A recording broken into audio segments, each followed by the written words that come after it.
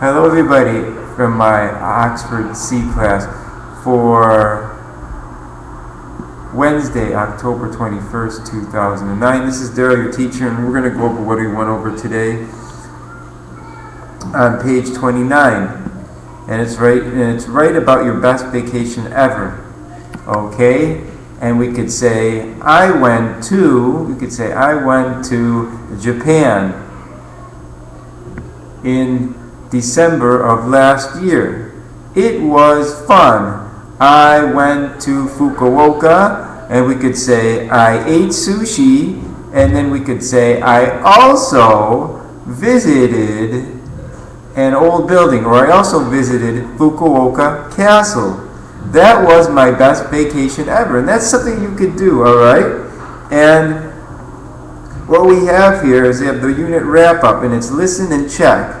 All right, and then we have play tennis, right? Play tennis, and we have played tennis, and then we have play baseball. We have played baseball, and watch TV,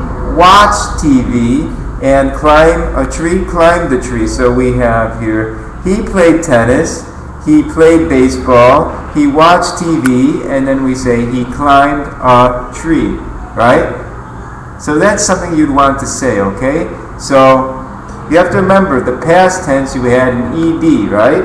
So it's he played tennis, he played baseball, he watched TV, or we can say he didn't climb a tree, right? Or he didn't climb, right? Or we could say, or he didn't play tennis, or didn't play baseball, right?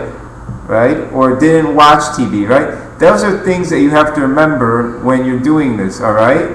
So that was what we went over today. And remember, when you use did or didn't in a sentence, you don't use the past tense. There's no ed, no past tense. So remember that, all right?